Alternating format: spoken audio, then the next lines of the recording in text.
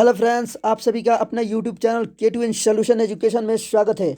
आज आप सभी के बीच थर्ड वीक के करंट अफेयर के कुछ महत्वपूर्ण प्रश्न लेकर आए हैं जो SSC, RRB, NTPC, UPSC, bank, state for all exam के लिए महत्वपूर्ण होने वाला है। ये 15 फरवरी से लेकर 21 फरवरी के बीच के महत्वपूर्ण प्रश्न जो होंगे इस वीडियो में इंक्लूड होंगे। यहाँ पे A to Z full explanation के साथ हर प्रश्न का उत्तर दिया जाता है। तो इसी के साथ चलते हैं अपने उन प्रश्नों की ओर। इससे पहले मैं एक आप लोगों से रिक्वेस्ट करना चाहूँगा कि आप मेरे वीडियो को स्किप ना करें, मेरे यूट्यूब चैनल में अंत तक बने रहें और पसंद आए तो लाइक करें और अधिक से अधिक दोस्तों के पास शेयर करें। तो चलते हैं अपने प्रश्नों की ओर। आज का मोटिवेशनल स्पीच है कि कुछ बनना ही है तो समंदर बनो, लोगों के पसीने छूट जाए तुम्हारी औकात नापते नापते। ओके, तो बनना ही है तो समंदर बनिए, अपने अंदर इतनी टैलेंट को गेन कीजिए कि लोग देखकर आपको आश्चर्यचकित रह जाएं। तो चलते हैं आज के महत्वपूर्ण प्रश्नों की ओर। आपका पहला प्रश्न है कि राष्ट्रीय महिला दिवस कब मनाया गया है। तो जो राष्ट्रीय महिला दिवस जो है 13 फरवरी को मनाया गया है। 13 फरवरी को भारत के प्रसिद्ध महिला किसके उपलक्ष्य में, सरोजनी नायडू की जयंती को मनाने के लिए उपलक्ष्य में हर साल राष्ट्रीय महिला दिवस मनाया जाता है। कब, 13 फरवरी को राष्ट्रीय महिला दिवस की जो है 42वां जयंती मनाई गई है। ठीक है, तो यही है जो सरोजनी नायडू है। ठीक है, उनकी प्रसिद्ध कविताओं के कारण उन्हें भारत की कोकिला के उपनाम से जाना जाता है। तो इनकी बहुत ही अच्छे पुस्तक कविताएं हैं जिनके वजह से भारत में इन्हें कोकिला के नाम से जाना जाता है। सरोजनी नायडू एक स्वतंत्र सेनानी थी। ठीक है, वह उत्तर प्रदेश की पहली महिला राज्यपाल भी रही हैं और ये राज्यपाल के पद पे भी पहली बार रह चुकी हैं, जो कि उत्तर प्रदेश की रहने वाली हैं। उन्होंने सविनय अवज्ञा आंदोलन और भारत छोड़ो आंदोलन का भी नेतृत्व किया है, यानी कि इसमें पार्टिसिपेट किया है। कौन, सरोजनी नायडू। इसी के साथ चलते हैं अगले प्रश्न की ओर। अगला प्रश्न है कि भारतीय फिल्म बिट्टू को चुना गया है 93वें ऑस्कर पुरस्कार के लिए। तो इसमें पूछा जा सकता है कि कौन सा फिल्म जो है 93वें ऑस्कर पुरस्कार के लिए चुना गया है, कौन सा भारतीय फिल्म है। तो यह है बिट्टू। ठीक है, तो देखिए 93वें ऑस्कर पुरस्कारों के लिए बिट्टू भारतीय फिल्म को चयनित किया गया है, जो 93वें ऑस्कर पुरस्कार में टॉप 10 फिल्म के नाम की घोषणा की गई है। बिट्टू फिल्म जो है सत्य घटना पर आधारित है, जो कि 17 मिनट का ही एक ड्रामा फिल्म है जिसमें 2 स्कूली बच्चियों की दोस्ती की कहानी है को दर्शाया गया है। 3 जून 2020 को रिलीज हुई बिट्टू फिल्म ने कितना 6.4/10 IMDb रेटिंग हासिल की है। ठीक है, इस फिल्म को की जो है करिश्मा दुबे ने डायरेक्टर किया है, यानी कि इसका डायरेक्टर जो है वो करिश्मा दुबे हैं। ठीक है, तो ये फिल्म कौन है, बिट्टू। ओके, इसी के साथ आपका अगला प्रश्न है कि टाटा मोटर्स कंपनी के MD और CEO के रूप में किसे नियुक्त किया गया है। तो मार्क लिस्टुसेला। ठीक है, यही जो है मार्क लिस्टुसेला जो है टाटा मोटर्स कंपनी के MD और CEO के रूप में नियुक्त हुए हैं। देखिए, टाटा मोटर्स कंपनी के MD और CEO पद पर मार्क लिस्टुसेला को नियुक्त किया गया है। मार्क लिस्टुसेला एशिया में फूसो ट्रक एंड बस कॉरपोरेशन के प्रमुख और CIO और डेमलर ट्रकों के भी प्रमुख रह चुके हैं। मार्क लिस्टुसेला टाटा मोटर्स कंपनी के वर्तमान MD और CEO ग्वेटर वाटसच की जगह लेंगे। तो इस किसके जगह पे आए हैं, ग्वेटर वाटसच के जगह पे आए हैं मार्क लिस्टुसेला। इसी के साथ चलते हैं अगले प्रश्न की ओर। अगला प्रश्न है कि 300 टेस्ट विकेट लेने वाले तीसरे भारतीय तेज गेंदबाज कौन बन गए हैं। तो वो जो है ईशांत शर्मा, ये जो दिख रहे हैं यही है ईशांत शर्मा। ईशांत शर्मा जो है 300 टेस्ट विकेट लेने वाले तीसरे भारतीय तेज गेंदबाज बन चुके हैं। भारत के तेज गेंदबाज ईशांत शर्मा टेस्ट क्रिकेट में 300 विकेट लेने वाले देश के छठे भारतीय और तीसरे पेशर गेंदबाज बन गए हैं। उन्होंने यह उपलब्धि जो है इंग्लैंड की दूसरी पारी में डेन लॉरेंस की विकेट लेकर हासिल किया है। 32 वर्षीय ईशांत शर्मा ने यह मुकाबला अपने 98 मैच में विकेट लेकर हासिल किया है। इसके पहले जो अनिल कुंबले, कपिल देव, रविचंद्रन अश्विन, हरभजन सिंह, जहीर खान जैसे खिलाड़ी देश के इन मुकाम पर पहुंचने वाले अन्य गेंदबाज हैं। ठीक है, तो ये छठे गेंदबाज बने हैं जो 300 टेस्ट विकेट लेने वाले तीसरे पेसर गेंदबाज बने हैं। ये 300 विकेट लिए हैं। इसके पहले जो है अनिल कुंबले, कपिल देव, रविचंद्रन अश्विन, हरभजन सिंह और जहीर खान ने लिया है। इसी के साथ चलते हैं अगले प्रश्न की ओर। आपका अगला प्रश्न है कि संयुक्त अरब अमीरात का जो है कौन सा अंतरिक्ष यान मंगल ग्रह की कक्षा में है? तो ये जो है होप जो है वो अंतरिक्ष यान यानी मंगल ग्रह की कक्षा में उपलब्ध है। ठीक है, देखिए संयुक्त अरब अमीरात के होप अंतरिक्ष यान मंगल ग्रह की कक्षा में पहुंचा। संयुक्त राज्य अमेरिका यानी कि सोवियत संघ, यूरोप और भारत के बाद संयुक्त अरब अमीरात का अंतरिक्ष यान जो है मंगल ग्रह की कक्षा में पहुंचने वाला 5वां देश बन गया है। तो ये 5वां देश बन चुका है। होप जो है अंतरिक्ष यान यानी कि 7 महीने पहले पृथ्वी से रवाना हुआ था, जो कि मंगल ग्रह पर हाइड्रोजन और ऑक्सीजन की खोज करेगा। तो इसका कार्य जो है ये मंगल ग्रह पे हाइड्रोजन और ऑक्सीजन की खोज के लिए इसे 7 महीने पहले पृथ्वी से इसे रवाना किया गया था होप को। ठीक है, तो ये संयुक्त अरब अमीरात का ये अंतरिक्ष यान है। इसी के साथ चलते हैं अगले प्रश्न की ओर। आपका अगला प्रश्न है कि भारतीय नौसेना ने हिंद महासागर में आयोजित किया कौन सा अभ्यास? तो ट्रोपेक्स अभ्यास जो है हिंद महासागर में आयोजित किया है भारतीय नौसेना ने। ठीक है, ये भारतीय नौसेना ने mega war game theatre level operation readiness exercise अभ्यास की शुरुआत की है। यशस्वी पार्षद एक्सरसाइज का मुख्य उद्देश्य जो है नौसेना के आक्रमण होने के साथ साथ रक्षा क्षमताओं को मान्य करना एवं हिंद महासागर में शांति और अतिरिक्त स्थिरता को बढ़ावा देना रखा गया है। यह एक्सरसाइज हिंद महासागर क्षेत्र में विशाल भौगोलिक विस्तार पर किया जा रहा है। तो ठीक है, तो ये जो है भारतीय नौसेना ने हिंद महासागर में आयोजित किया है ट्रोपेक्स अभियान। इसी के साथ चलते हैं अगले प्रश्न की ओर। अगर वीडियो पसंद आ रहा हो तो लाइक करें और अधिक से अधिक दोस्तों के पास शेयर करें। उड़ीसा ने भुवनेश्वर में स्थापित किया कोविड वॉरियर मेमोरियल, यानी कि इसमें पूछा जा सकता है प्रश्न कि किस राज्य ने भुवनेश्वर में स्थापित किया कोविड वॉरियर मेमोरियल? तो वो जो है उड़ीसा राज्य ने। ठीक है, उड़ीसा राज्य के मुख्यमंत्री कौन है? नवीन पटनायक, जो यही है। कौन है? नवीन पटनायक ने कोविड योद्धाओं के द्वारा बलिदान और उनकी सेवाओं की पहचान के लिए उड़ीसा राज्य में कोविड योद्धा स्मारक स्थापित करने का निर्णय लिया है। कोविड योद्धा स्मारक का निर्माण भुवनेश्वर के बिज्जू पटनायक पार्क में स्थापित किया जाएगा। ठीक है, उड़ीसा स्वास्थ्य एवं परिवार कल्याण विभाग इसका निर्माण करेगा। उड़ीसा के वर्तमान मुख्यमंत्री जो है नवीन पटनायक हैं और उड़ीसा राज्य की जो राजधानी है वो भुवनेश्वर है और उड़ीसा के वर्तमान राज्यपाल जो हैं वो गणेशी लाल हैं। ठीक है, इसी के साथ चलते हैं अगले प्रश्न की ओर। आपका अगला प्रश्न है कि राष्ट्रीय उत्पादकता दिवस कब मनाया गया है? तो ये जो है 12 फरवरी को मनाया गया है राष्ट्रीय उत्पादकता दिवस।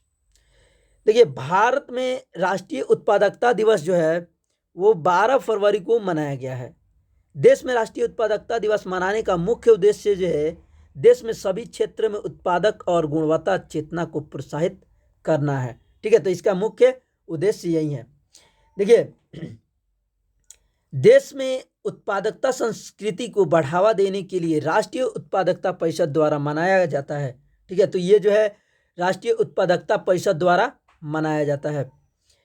राष्ट्रीय उत्पादकता परिषद के वर्तमान महानिदेशक जो हैं वो है अरुण कुमार झा है, और भारतीय राष्ट्रीय उत्पादकता परिषद की स्थापना जो हुई थी वर्ष 1958 में इसकी स्थापना की गई थी, और राष्ट्रीय उत्पादकता दिवस के मुख्यालय जो है वो नई दिल्ली में स्थित है। इसी के साथ चलते हैं अगले प्रश्न की ओर। अगला प्रश्न है कि कौन कौन खोलेगा निजी क्षेत्र के लिए उपग्रह परीक्षण केंद्र। तो ये जो है इसरो मिलकर खोलेंगे निजी क्षेत्र के लिए उपग्रह परीक्षण केंद्र। ठीक है, तो देखिए, भारतीय अंतरिक्ष अनुसंधान संगठन ने निजी क्षेत्र द्वारा विकसित उपग्रहों के परीक्षण के लिए अपना यूआर राव सैटेलाइट सेंटर खोला गया है। ठीक है, यूआर राव सैटेलाइट सेंटर में भारतीय स्टार्टअप्स स्पेसकिड इंडिया और पिक्सेल द्वारा विकसित 2 उपग्रहों का परीक्षण किया गया था। ये दोनों कंपनी कुछ दिनों में श्रीहरिकोटा स्पेसपोर्ट और तिरुवनंतपुरम रॉकेट सेंटर में भी अपने पहले इंजन का परीक्षण करेगा। तो ये जो कहाँ खोला जाएगा, कौन खोलेगा, इसरो मिलकर ये निजी क्षेत्र के लिए उपग्रह परीक्षण केंद्र खोलेंगे। इसी के साथ आपका अगला प्रश्न है। अगला प्रश्न इसमें पूछा जैसा किसने लॉन्च किया भारत का पहला सीएनजी ट्रैक्टर। तो वो जो है नितिन गडकरी ने है। ये ट्रैक्टर दिख रही है, ये सीएनजी से परिपूर्ण है। ठीक है, तो ये नितिन गडकरी ने लॉन्च की है। केंद्रीय सड़क परिवहन एवं राजमार्ग मंत्री, तो ये सड़क परिवहन और राज्य मार्ग मंत्री जो है नितिन गडकरी हैं, ने देश का पहला सीएनजी ट्रैक्टर लॉन्च किया है।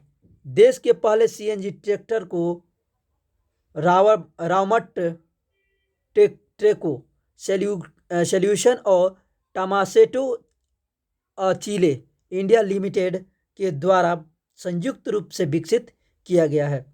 नितिन गडकरी मुख्य उद्देश्य किसान को अधिक उपज पैदा करने के लिए डीजल की जगह सीएनजी की तरफ उन्हें स्थानांतरित करने के लिए यह फैसला लिया है। तो ये भारत का जो पहला सीएनजी ट्रैक्टर है वो नितिन गडकरी ने लॉन्च की है। इसी के साथ चलते हैं अगले प्रश्न की ओर, और अगला प्रश्न आपका है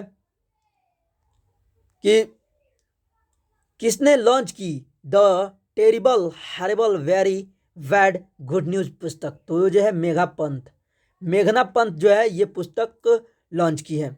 देखिए, प्रसिद्ध ये जो दिख रही है यही है मेघना पंत।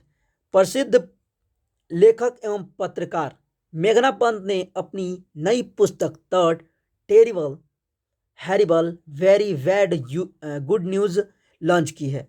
मेघना पंत की नई पुस्तक जो है अप्रैल 2021 में रिलीज की जाएगी, जिनमें उन्हें बदनाम लड्डू शीर्षक के तहत मिशन पिक्चर के रूप में दिखाया जाएगा।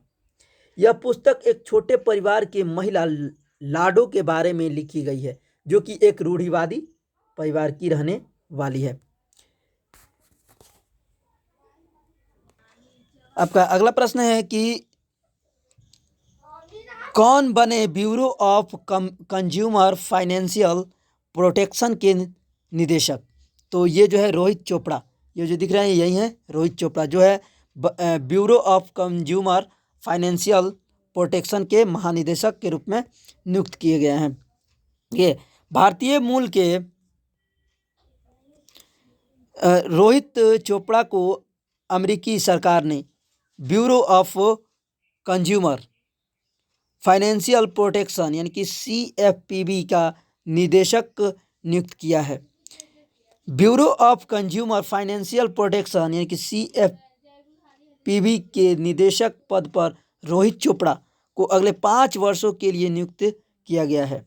रोहित चोपड़ा के साथ सोनाली निझावन को अमेरिका कैपर्स का निदेशक नियुक्त किया गया है। इसके अलावा अमेरिका के चीफ ऑफ एक्सटर्नल अफेयर पद पर प्रेस्टन कुलकर्णी को नियुक्त किया गया है।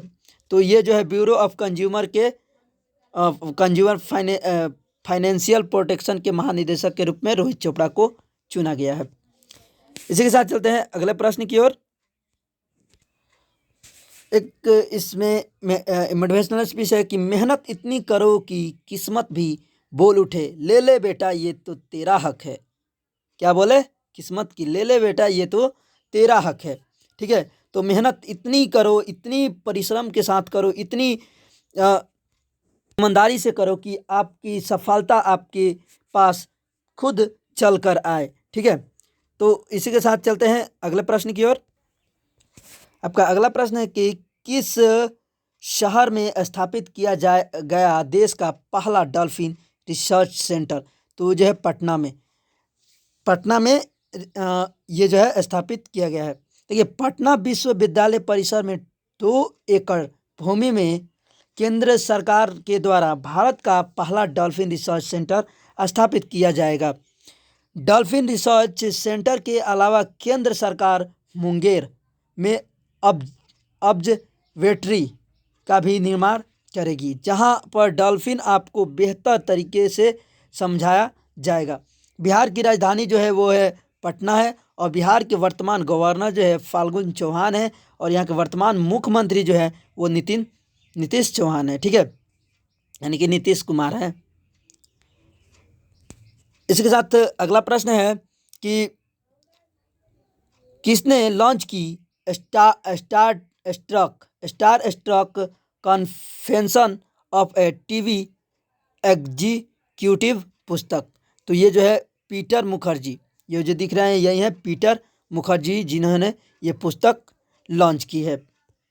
देखिए, लेखक पीटर मुखर्जी ने अपनी नई पुस्तक Star Struck Confession of a TV Executive launch की है। ठीक है, इस पुस्तक में लेखक पीटर मुखर्जी ने भारत के उपग्रह टेलीविज़न उद्योग के अनुभव और वर्षों से चल रहे परिवर्तनों के स्मरण को प्रस्तुत किया है। ठीक है, हालांकि पीटर मुखर्जी स्टोर इंडिया के पूर्व मुख्य कार्यकारी अधिकारी हैं, जिन्होंने पिछले 3 दशकों में भारत संचार के बारे में की गई गलतियों और उनके सबक को उजागर करने की यात्रा को इस यात्रा में साझा किया है।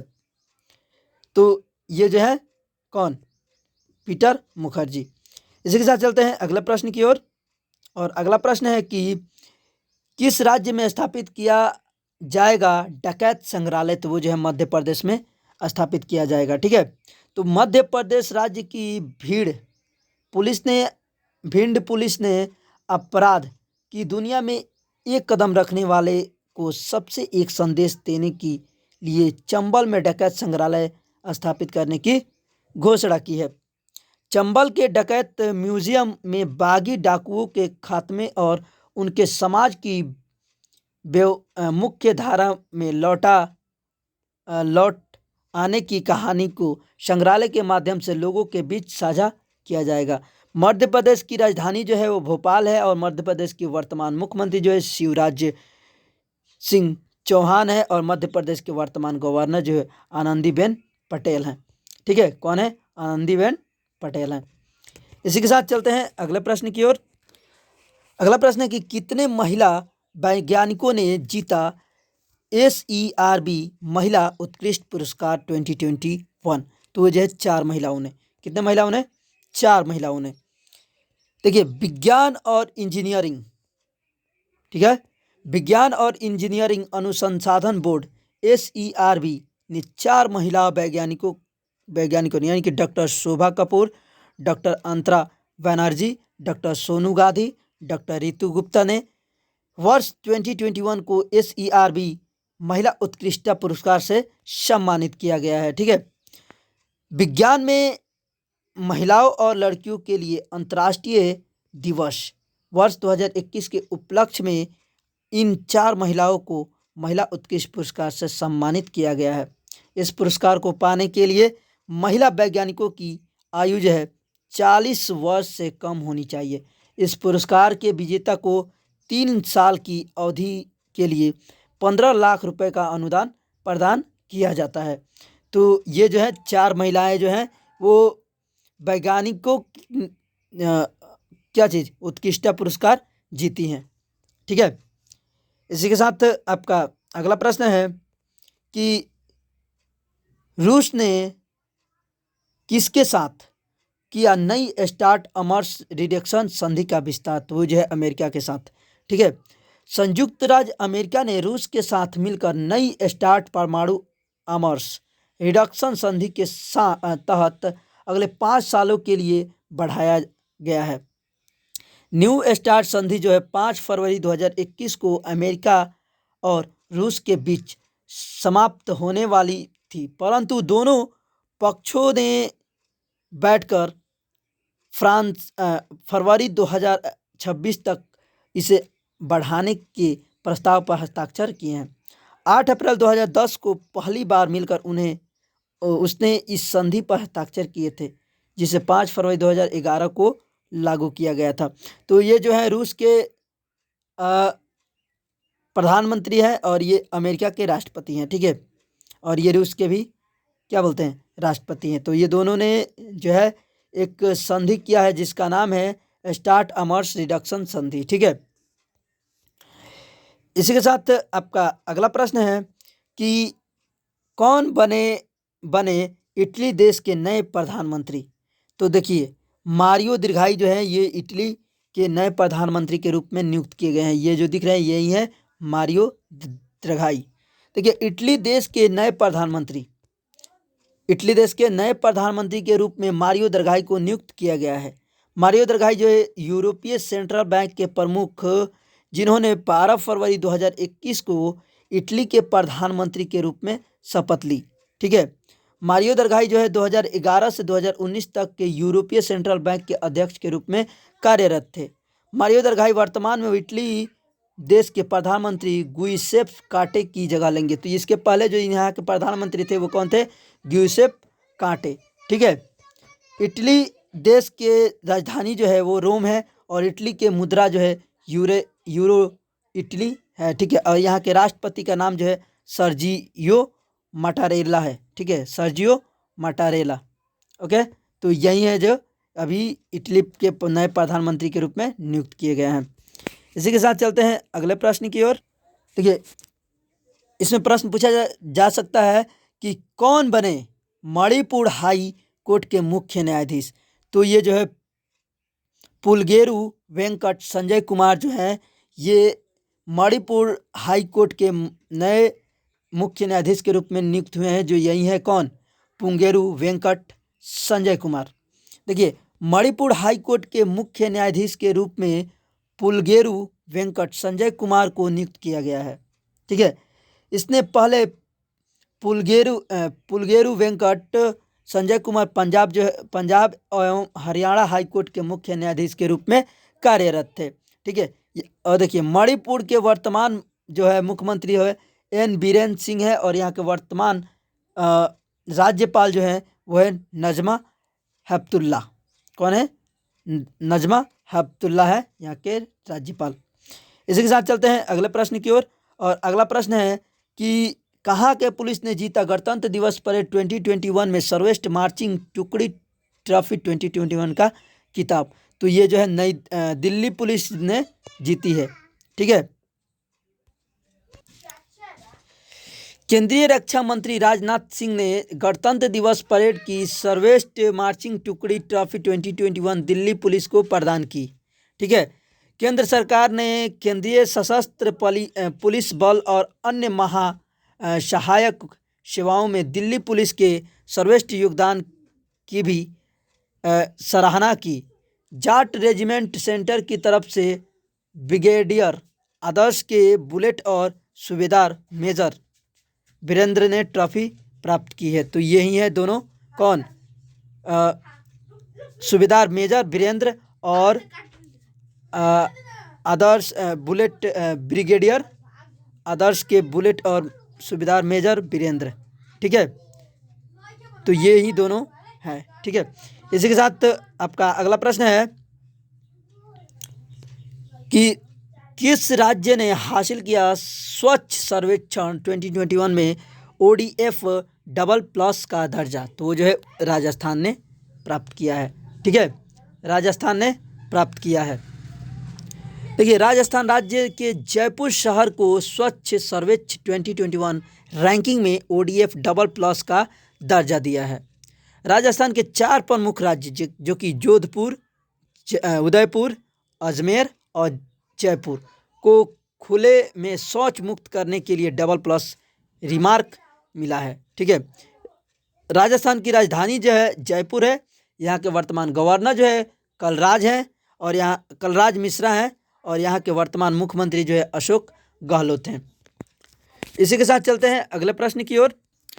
ये अगला प्रश्न है कि किस राज्य ने शुरू की माँ योजना? तो ये जो पश्चिम बंगाल जो है ये माँ योजना शुरू की है। ठीक है, तो पश्चिम बंगाल राज्य की सरकार में गरीब लोगों को 5 रुपए की मामूली लागत पर भोजन उपलब्ध कराने के उद्देश्य से ये योजना शुरू की गई है। ठीक है, कौन सा योजना? माँ योजना।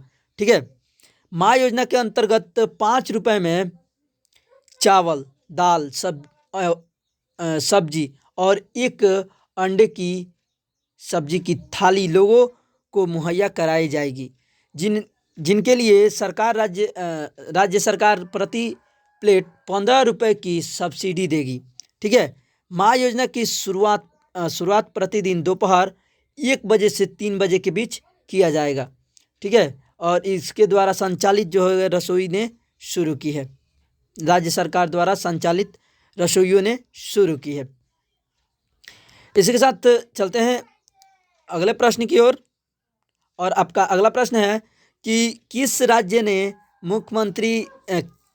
के मुख्यमंत्री ने शुरू किया अभियोदन योजना? तो ये जो है उत्तर प्रदेश के राज्य सरकार ने अभियोदन योजना शुरू की है। तो देखिए, उत्तर प्रदेश राज्य की सरकार में विभिन्न प्रतियोगी परीक्षाओं के उम्मीदवारों को मुफ्त प्रशिक्षण देने के उद्देश्य से अभियोदन योजना शुरू की है। अभियोदन कोचिंग योजना के तहत उम्मीदवारों को IAS, IPS, IAS, PCS और अन्य राज्य स्तरीय परीक्षा की तैयारी के लिए शिक्षा प्रदान की जाएगी। उत्तर प्रदेश की राजधानी जो है लखनऊ है। यहाँ के वर्तमान गवर्नर जो है वो आनंदीबेन पटेल है और यहाँ के वर्तमान मुख्यमंत्री जो है ये आदित्यनाथ योगी हैं। इसी के साथ चलते हैं अगला प्रश्न की ओर। और अगला प्रश्न है कि किस शहर में रेलवे स्टेशन पर शुरू की जाएगी रोबोटिक स्पा सुविधा? तो ये जो विशाखापट्टनम रेलवे स्टेशन पर शुरू की जाएगी। देखिए, विशाखापट्टनम रेलवे स्टेशन में बाल्टेयर डिवीज़न में रेलवे स्टेशनों पर यात्री सुविधाओं को बढ़ाने के लिए रोबोटिक स्पा सुविधा की शुरुआत की। रोबोटिक स्पा अपने आप में एक ईस्ट कोस्ट रेलवे स्टेशन पर शुरू की गई इस तरह की पहली और अनोखी सुविधा होगी। रिलैक्सिंग चेयर, फुट मसाजर और फिश पेडिक्योर स्पा से मुक्त रोबोट स्पा ले ग्राहकों को विशाखापट्टनम रेलवे स्टेशन पर एक सुखद अनुभव देगा। ठीक है, तो ये इसलिए यात्रियों के लिए सुविधाजनक ये जो है रोबोटिक स्पा जो है स्टार्ट किया गया है कहाँ के? विशाखापट्टनम रेलवे स्टेशन पे। इसी के साथ आपका अगला प्रश्न है कि किस तारीख को दिल्ली पुलिस ने मनाया अपना 74वां स्थापना दिवस? तो 16 फरवरी को। कब मनाया है? 16 फरवरी को अपना जो है 74वां स्थापना दिवस मनाया है दिल्ली पुलिस ने। देखिए, गृह मंत्री अमित शाह, इसमें शर्मा लिखा है, अमित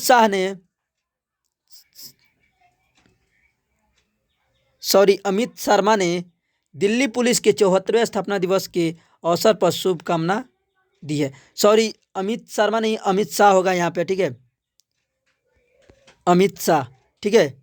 74वें स्थापना दिवस पे अवसर पर शुभकामनाएं दी हैं, ठीक है। दिल्ली पुलिस भारत सरकार के गृह मंत्रालय के अधिकार क्षेत्र में आती है और वह दिल्ली राज्य को नियंत्रित एवं कानून व्यवस्था को संभालती है, ठीक है। यहाँ के वर्तमान मुख्यमंत्री जो है अरविंद केजरीवाल है, ठीक है, और यहाँ के वर्तमान उप मुख्यमंत्री जो है मनीष सिसोदिया है और यहाँ के वर्तमान गवर्नर जो है अनिल बैजल है, ठीक है। तो ये है नई दिल्ली के जो है अपना 74वां स्थापना दिवस मनाया है 16 फरवरी को। इसी के साथ चलते हैं अपने अगले प्रश्न की ओर। अगर वीडियो पसंद आ रहा हो तो लाइक करें और अधिक से अधिक दोस्तों के पास शेयर करें, आप लोगों से मेरा यही रिक्वेस्ट है, ठीक है। अगला प्रश्न है कि किस राज्य ने शुरू किया कोविड-19 को समाप्त करने के लिए जीरो कोविड बाय 2028 अभियान, ठीक है। तो ये जो है पुदुचेरी, ठीक है, पुदुचेरी राज्य ने शुरू किया है। देखिए, केंद्र शासित प्रदेश पुदुचेरी में फरवरी 2021 के अंत तक कोविड-19 मामले को समाप्त करने के लिए जीरो कोविड बाय 28 अभियान की शुरुआत की गई है। जीरो कोविड बाय 28 अभियान के तहत लोगों को कोरोना वायरस के बारे में जानकारी एवं मुफ्त इलाज के परामर्श की सुविधा प्रदान की जाएगी। पुदुचेरी में समग्र केस लोड 39,448 था, जबकि अब घटकर जो हो गया 38,533 हो गया है ने ठीक हुआ है और अब तक 258 सक्रिय मामले सामने हैं। तो इतने लोग अभी तक ठीक हो गए हैं, ठीक है। इसी के साथ चलते हैं अगले प्रश्न की ओर और अगला प्रश्न है कि कौन बने अंतर्राष्ट्रीय सौर गठबंधन सभा के नए महानिदेशक। तो ये जो है डॉक्टर अजय माथुर। कौन बने हैं? डॉक्टर अजय माथुर जो है अंतर्राष्ट्रीय सौर गठबंधन के महानिदेशक बने हैं। यही है डॉक्टर अजय माथुर। देखिए, अंतर्राष्ट्रीय सौर गठबंधन के नए महानिदेशक पद पर डॉक्टर अजय माथुर को नियुक्त किया गया है। डॉक्टर अजय माथुर जो है 2015 में अंतर्राष्ट्रीय सौर गठबंधन के वर्तमान महानिदेशक डॉक्टर माथुर श्री उपेंद्र त्रिपाठी की जगह लेंगे। तो ये जो है 2015 में जगह अंतर्राष्ट्रीय सौर गठबंधन के जगह गठबंधन के रूप में कौन थे? तो ये डॉक्टर माथुर श्री उपेंद्र त्रिपाठी, ठीक है, इनके जगह पे ये पद भार होंगे। देखिए, अंतर्राष्ट्रीय सौर गठबंधन का मुख्यालय जो है वो गुरुग्राम में है, ठीक है, और यहाँ के इसकी जो स्थापना हुई थी वो नवंबर 2015 में की गई थी, ठीक है। इसी के साथ चलते हैं अगले प्रश्न की ओर। आपका अगला प्रश्न है कि कौन बने पुडुचेरी के नए उपराज्यपाल।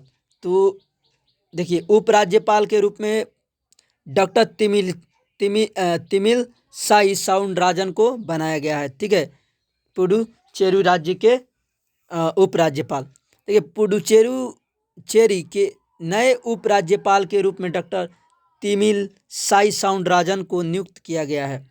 डॉक्टर तिमिल साई साउंडराजन को पुडुचेरी के वर्तमान उपराज्यपाल किरण बेदी के जगह नियुक्त हुए हैं। तो इसके पहले जो थी वो किरण बेदी थी, ठीक है। किरण बेदी को हाल ही में पुडुचेरी के उपराज्यपाल के पद से हटाया गया है। पुडुचेरी के वर्तमान मुख्यमंत्री जो है वो नारायण आश्मी है, ठीक है, वी नारायण आश्मी है।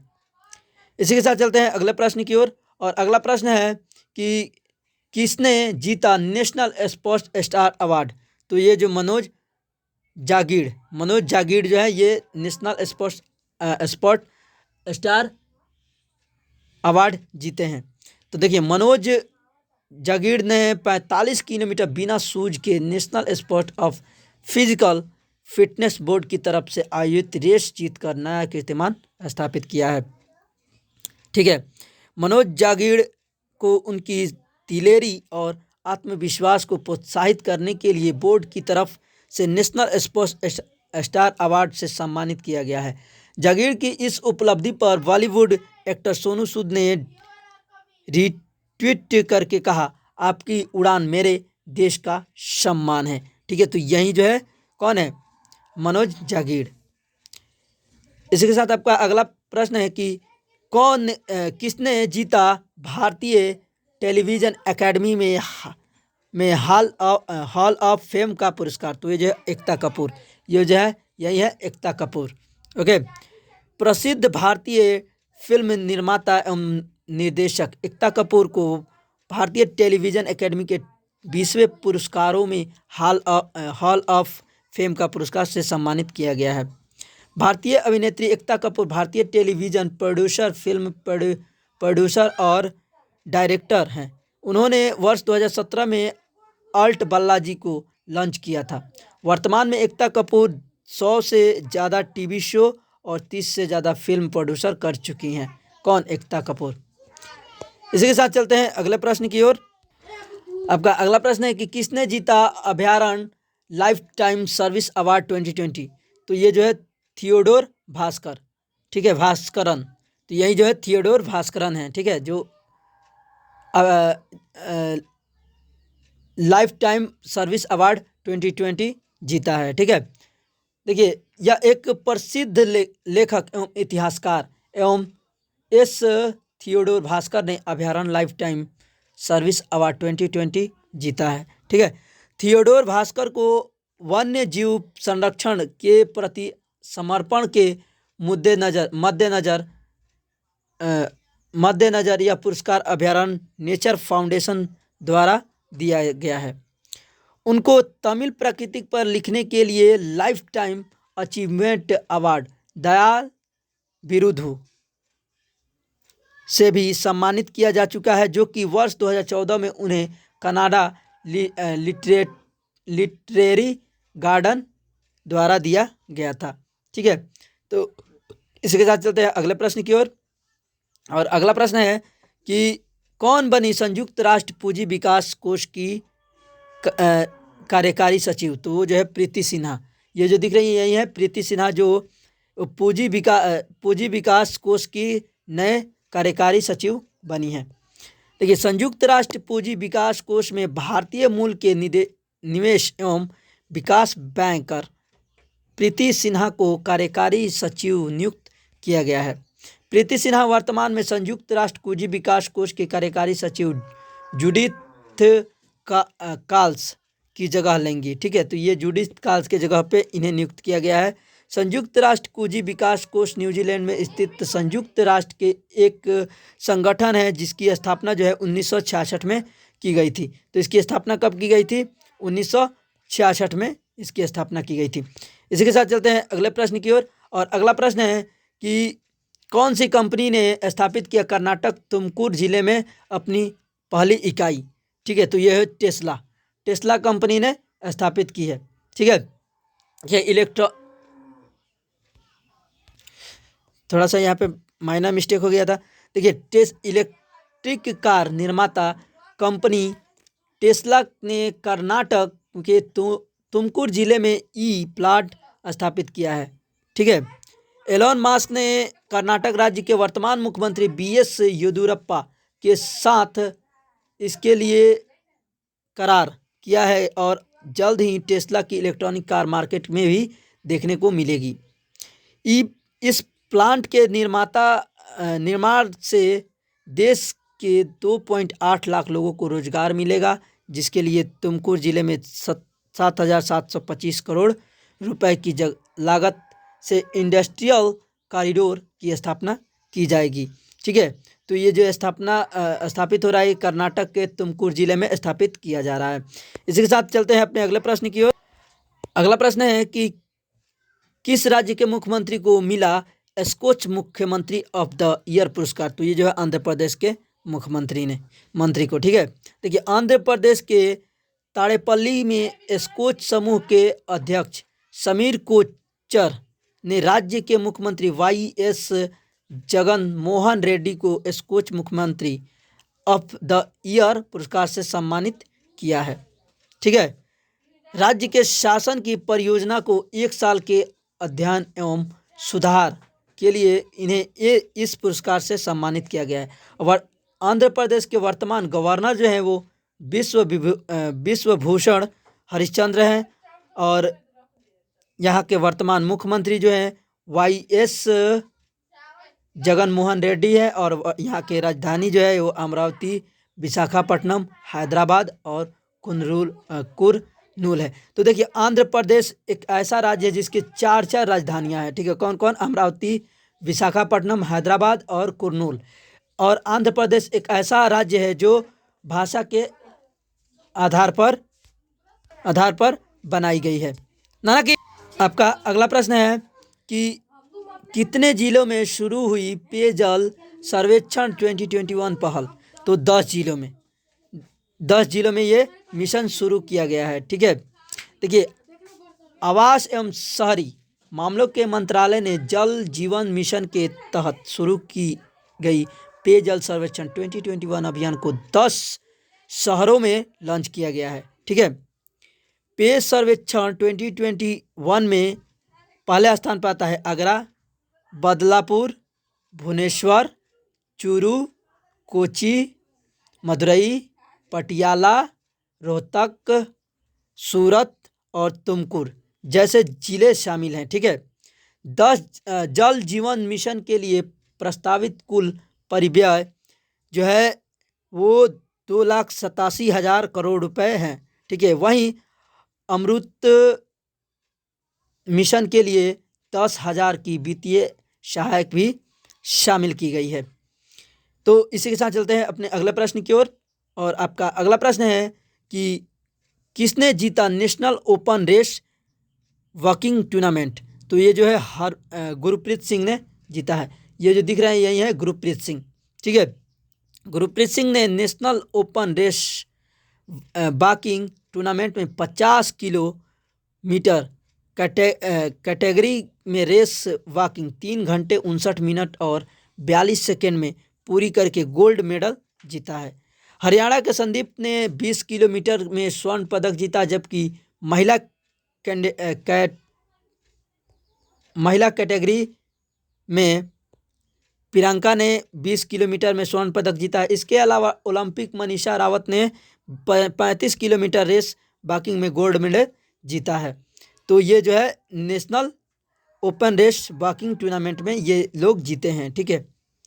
इसी के साथ चलते हैं अगले प्रश्न की ओर। आपका अगला प्रश्न है कि कहाँ के छात्रों ने लॉन्च की PIMO इलेक्ट्रॉनिक ई बाइक?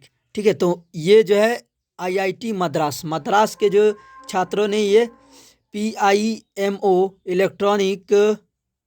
इलेक्ट्रिक ई बाइक लॉन्च की है, ठीक है। तो देखिए, इसकी PIMO इलेक्ट्रिक ई बाइक की कीमत जो है वो 30,000 रुपये तय की गई है। यह ई बाइक बैटरी स्मार्टफोन की तुलना में तेज़ी से चार्ज होती है और 50 किलोमीटर की दूरी तय कर सकती है। इस यूटिलिटी ई बाइक को व्यक्तिगत व्यावसायिक उपयोग के लिए विकसित किया गया है, जिसके लिए लाइसेंस के पंजीकरण की आवश्यकता नहीं है, ठीक है। तो इसके लिए लाइसेंस की कोई ज़रूरत नहीं है, जो कि IIT मद्रास के छात्राओं ने PIMO इलेक्ट्रॉनिक बाइक की लॉन्च की है। इसी के साथ चलते हैं अगले प्रश्न की ओर। और ये जो दिख रही है यही है ये बाइक। इसी के साथ चलते हैं अगले प्रश्न की ओर। और अगला प्रश्न है कि कितने हजार शब्द शामिल किए गए भारतीय सांकेतिक भाषा शब्दकोश के तीसरे संस्करण में? तो वो जो है 10,000 शब्द शामिल किए गए हैं। देखिए, थोड़ा इसको छोटा कर लें। केंद्रीय सामाजिक न्याय मंत्री थावर चंद गहलोत ने वर्चुअल कार्यक्रम के माध्यम से भारतीय सांकेतिक भाषा शब्दकोश का तीसरा संस्करण जारी किया है। भारतीय सांकेतिक भाषा शब्दकोश के पहले और दूसरे संस्करण में 6,000 शब्द शामिल किए गए थे, जबकि इसके तीसरे संस्करण में 10,000 शब्द शामिल किए गए हैं।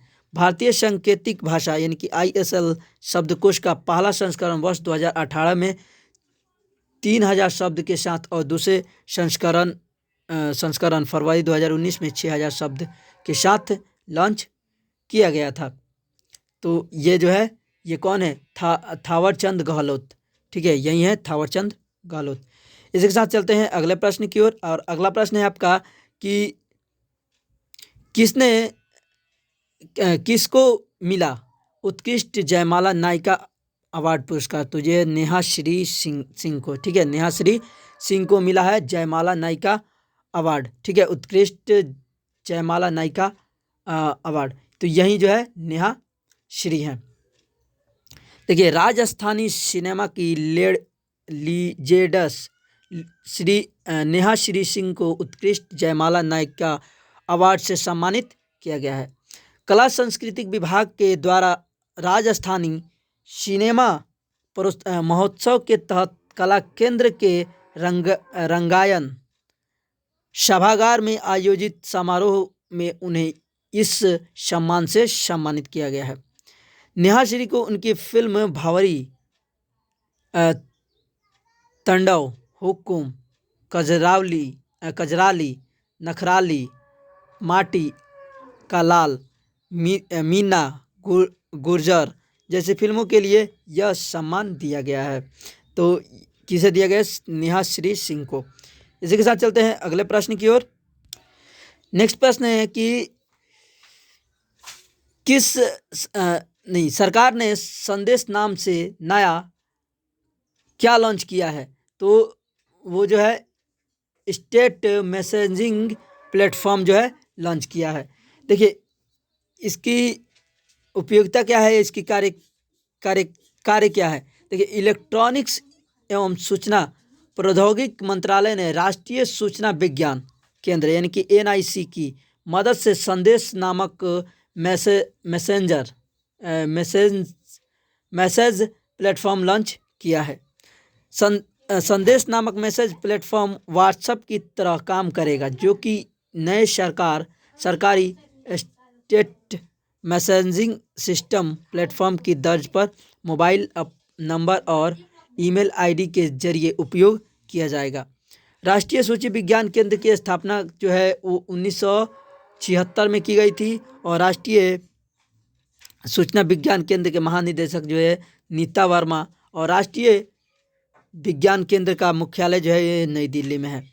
ठीक है, तो यही है, ये ऐप है। ठीक है, इसी के साथ चलते हैं अगले प्रश्न की ओर। और अगला प्रश्न है कि किसने लॉन्च की अशोका ए सट्रा उपन्यास। तो ये जो है इरविन एलन सिल्ली ने, किसने, इरविन एलन सिल्ली ने, जो कि यही है इरविन एलन सिल्ली जो है ये पुस्तक उपन्यास लॉन्च की है। देखिए, लेखक इरविन एलन सिल्ली ने अपना नया उपन्यास अशोका ए सट्रा लॉन्च किया है। यह उपन्यास जो है महासम्राट अशोक का एक काल्पनिक संवरण है। ठीक है, जिसमें सम्राट के भारतीय उप महाद्वीप के अधिकांश हिस्सों पर किए शासन को दिखाया गया है। अशोका ए सट्रा उपन्यास को पेंगुइन रेडम हाउस इंडिया द्वारा प्रकाशित किया गया है। यह पुस्तक जुलाई 2021 में जारी की जाएगी। तो ये जो है पुस्तक इरविन एलन सिल्ली ने लॉन्च किया है, जो कि सम्राट अशोक के बारे में कल्पना की गई है। इसी के साथ आपका अगला प्रश्न है कि किस राज्य के मुख्यमंत्री ने शुरू की छात्रों के लिए मुफ्त उपहार दूध पहल। तो ये जो है सिक्किम के सरकार ने ये लॉन्च की है।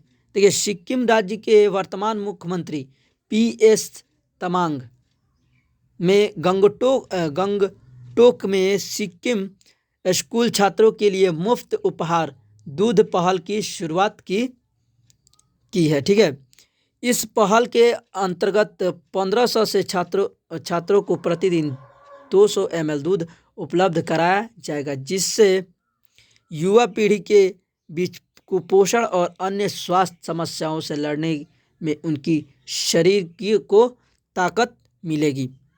सिक्किम की राजधानी जो है वो गंगटोक है और यहाँ के वर्तमान गवर्नर जो हैं वो गंगा प्रसाद है और यहाँ के वर्तमान मुख्यमंत्री जो है प्रेम सिंह तमांग है। ठीक है, तो यही जो दिख रहे हैं ये प्रेम सिंह तमांग है। इसी के साथ चलते हैं अगले प्रश्न की। आपका अगला प्रश्न है कि 86वां स्थान पर रहा, इसमें प्रश्न पूछा जा सकता है भारत ट्रांसपेरेंसी इंटरनेशनल भ्रष्टाचार बोध सूचकांक में कितने स्थान पर रहा? तो वो जो है 86वें स्थान पर रहा। ठीक है, देखिए अंतर्राष्ट्रीय गैर सरकारी क्या चीज गैर सरकारी संगठन ट्रांसपेरेंसी इंटरनेशनल द्वारा जारी भ्रष्टाचार बोध सूचकांक में भारत जो है 86वें स्थान पर रहा। भारतवर्ष 2019 में 180 देशों में जारी भ्रष्टाचार बोर्ड सूचकांक में 80वें स्थान पर भारत रहा। ठीक है, 2019 में। इस वर्ष भारत 6 पायदान खिसक कर 86वें स्थान पर पहुंच गया है। इंटरनेशनल ट्रांसपेरेंसी इंटरनेशनल एक अंतर्राष्ट्रीय और गैर सरकारी संगठन है जिसकी स्थापना जो है 1993 में बर्लिन जर्मनी में की गई थी। ठीक है, तो ये अब 2019 में जो था वो 80वें स्थान पर था और अब खसक कर 86वें स्थान पर चला गया है। इसी के साथ आपका अगला प्रश्न है कि आईसीआई लोम्बार्ड ने हॉस्पिटैलिटी बीमा के लिए किसे साझेदारी किया है? तो फ्लिपकार्ट को। ठीक है, फ्लिपकार्ट को साझेदारी किया। देखिए आईसीआई लोम्बार्ड ने ई कॉमर्स कंपनी फ्लिपकार्ट के साथ मिलकर हॉस्पिटैलिटी बीमा के लिए साझेदारी की है। फ्लिपकार्ट ने अपने ग्राहकों के लिए ग्रुप सेफगार्ड बीमा नामक स्वास्थ्य बीमा पॉलिसी के तहत आईसीआई लोम्बार्ड के साथ समझौता किया है। ग्रुप सेफगार्ड बीमा की नगद राशि 500 रुपये से शुरू की जाएगी, जो कि फ्लिपकार्ट उपभोक्ताओं के लिए हॉस्पिटैलिटी का लाभ मुहैया कराई जाएगी। इसके साथ चलते हैं अगले प्रश्न की ओर और आपका अगला प्रश्न है कि भारत किसने हिस्सा ईरान रूस हिंद महासागर सुरक्षा बेल्ट 2021 अभ्यास में है? तो ये जो है भारत। कौन है? भारत है। ठीक है, ईरान और रूस के बीच हिंद महासागर में आयोजित हो रहे ईरान रूस समुद्री सुरक्षा बेल्ट 2021 नामक नौसेना अभ्यास में भारत ने भी हिस्सा लिया है। ठीक है, तो ये भी हिस्सा लिया है। इस ग्रुप का मुख्य उद्देश्य जो है अंतर्राष्ट्रीय समुद्री व्यापार की सुरक्षा को बढ़ाना, समुद्री डकैत और आतंकवाद का सामना करना और सूचनाओं का आदान प्रदान करना। ईरान रूस समुद्री सुरक्षा बेल्ट 2021 नामक नौसेना अभ्यास 17,000 वर्ग किलोमीटर क्षेत्र को कवर कर रहा है। ठीक है, इसी के साथ चलते हैं अगले प्रश्न की ओर। आपका अगला प्रश्न है कि कहाँ की अनुराधा ने जीता गार्गिया पुरस्कार? तो अनुराधा ने जीता गार्गिया पुरस्कार 2021, जो कि ये किस राज्य की रहने वाली है? तो राजस्थान की। ठीक है, राजस्थान की रहने वाली है। देखिए राजस्थान राज्य की टिफिन हॉकिंग के नाम से प्रसिद्ध महिला अनुराधा ने गार्गी पुरस्कार 2021 जीता। 31 साल की अनुराधा ने 12वीं में 85% अंक हासिल करके गार्गिया पुरस्कार 2021 के नाम अपने नाम किया है। ठीक है, अनुराधा ने 10वीं में 78% अंक हासिल कर गार्गी अवार्ड भी जीता था। राजस्थान की राजधानी जो है वो जयपुर है और राजस्थान के वर्तमान गवर्नर जो है कलराज मिश्रा है और यहाँ के वर्तमान मुख्यमंत्री जो है अशोक गहलोत हैं। इसी के साथ चलते हैं अपने अगले प्रश्न की ओर और आपका अगला प्रश्न है कि 2021 टाइम्स 100 नेक्स्ट सूची में टॉप 100 में शामिल कौन शामिल हुए हैं, ठीक है, तो वो चंद्रशेखर आज़ाद, ये जो दिख रहे हैं यही हैं चंद्रशेखर आज़ाद। भीम आर्मी के प्रमुख चंद्रशेखर आज़ाद टॉप 100 उभरते नेताओं की वार्षिक सूची 2021 टाइम्स 100 नेक्स्ट में शामिल होने वाले एकमात्र भारतीय नेता हैं बने हैं। टाइम्स 100 नेक्स्ट 2021 टाइम्स पत्रिका की भविष्य को आकार देने वाले 100 उभरते नेताओं की वार्षिक सूची का दूसरा संस्करण है। चंद्रशेखर आज़ाद भी भीम आर्मी के प्रमुख हैं, जो कि उत्तर प्रदेश में स्थित एक दलित अधिकार संगठन है, जिस संगठन की स्थापना वर्ष 2015 में सतीश कुमार, विजय रतन सिंह और चंद्रशेखर आज़ाद ने की थी। ठीक है, तो ये जो है ये इस में 2021 टाइम्स 100 नेक्स्ट सूची में जो है चंद्रशेखर आज़ाद भी शामिल है। ठीक है, इसी के साथ चलते हैं नेक्स्ट प्रश्न की ओर। और आपका अगला प्रश्न है कि किस नाम से हुडी ने लॉन्च किया ट्रांसफर जैसा वाहन। तो ये जो टाइगर X1 के नाम से जो है लॉन्च किया है ट्रांसफर जैसे वाहन, कौन, हुडी। ठीक है, तो ये जो दिख रहा है यही है tiger X1। Hoodie Motors company ने टाइगर X1 नाम से ट्रांसफार्मर जैसा वाहन लॉन्च किया है। यह वाहन पृथ्वी के साथ साथ अन्य ग्रहों पर सबके चुनौतीपूर्ण इलाकों की यात्रा करने में सक्षम है। ठीक है, टाइगर X1 का पूरा नाम transforming electric intelligent ground excursion robot है और X1 इसकी प्रायोगिक स्थिति है। इस अल्टीमेट मोबिलिटी व्हीकल को हुडी द्वारा ऑटो डेस्क और संदर्भ के साथ मिलकर विकसित किया गया है। हुडी मोटर्स कंपनी के संस्थापक जो है वो चुंग जू युंग है और यहाँ इसकी जो स्थापना है वो 1947 में की गई थी। इसकी मुख्यालय जो है दक्षिण कोरिया में है। ठीक है, इसी के साथ चलते हैं अगले प्रश्न की। अगला प्रश्न है कि किस शहर में स्थापित हुआ राजस्थान का पहला हाइड्रो एनर्जी प्रोजेक्ट। तो ये जो है शाहपुर में स्थापित किया गया है। देखिए, राजस्थान राज्य के शाहपुर यानी कि शाहाबाद जिले में राजस्थान का पहला हाइड्रो एनर्जी प्रोजेक्ट स्थापित किया गया है। सिंगापुर आबू धाबी की कंपनी की ओर से इससे हाइड्रोजन एनर्जी प्रोजेक्ट को लगाया जा रहा है, जिससे 1500 लोगों को रोजगार मिलेगा।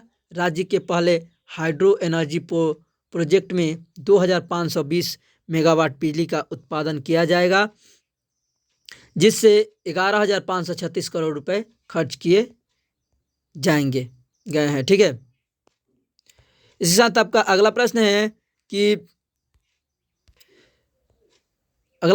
किस शहर को मिली 2020 सिटी ऑफ द वर्ल्ड की मान्यता। तो ये जो है ये संयुक्त हैदराबाद को मिली है। ठीक है, देखिए 2020 सिटी ऑफ द वर्ल्ड कार्यक्रम का दूसरा वर्ष जो है जिसमें 93 देश ने पार्टिसिपेट किया है, इस शहर में भाग लिया था। ठीक है, जिसमें अधिकांश शहर संयुक्त जो है राज्य अमेरिका, यूनाइटेड किंगडम, ऑस्ट्रेलिया के थे। ठीक है, देखिए इसकी मुख्यालय जो है वो रोम खाद्य एवं कृषि संगठन की स्थापना की गई थी कब, 1945 में। इसकी मुख्यालय जो है वह है रोम खाद। ठीक है, और कृषि संगठन की स्थापना जो हुई थी 1945 में की गई थी। इसी के साथ चलते हैं अपने अगले प्रश्न की ओर। और आपका अगला प्रश्न है कि किस राज्य ने लॉन्च की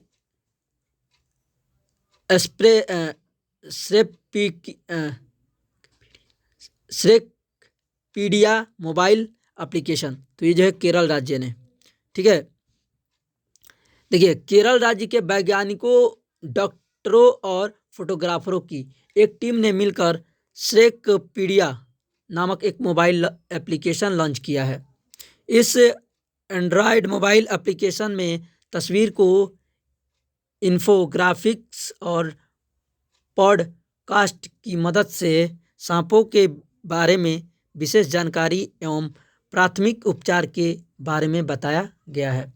केरल राज्य के वर्तमान मुख्यमंत्री जो है पिनाराई विजयन है और यहाँ के वर्तमान राज्यपाल जो है आरिफ मोहम्मद खान है और यहाँ के राजधानी जो है तिरुवनंतपुरम है। इसी के साथ चलते हैं अपने अगला प्रश्न। अगला प्रश्न है कि कौन बना इंडियन प्रीमियर लीग 2021 सीजन का टाइटल प्रायोजक? तो ये जो है वीवो। कौन बना है? वीवो। ठीक है, इंडियन प्रीमियर लीग 2021 के सीजन का टाइटल प्रायोजक चीनी मोबाइल और प्रौद्योगिकी कंपनी ब्रांड वीवो को नामित किया गया है। ठीक है,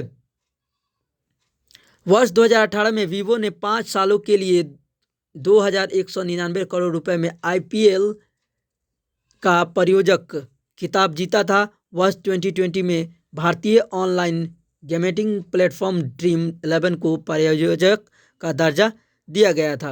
वीवो की स्थापना जो है वो वर्ष 2009 में की गई थी और वीवो कंपनी के मुख्यालय जो है चीन वीवो है और यहाँ के CEO जो है, इसके CEO जो है ये सेन वाई है। कौन है? सेन वाई। इसी के साथ चलते हैं अगले प्रश्न की ओर। और आपका अगला प्रश्न है कि कौन बने IPL 2021 के सबसे महंगे खिलाड़ी? तो ये जो क्रिस मॉरिस, ये जो दिख रहे हैं यही है क्रिस मॉरिस।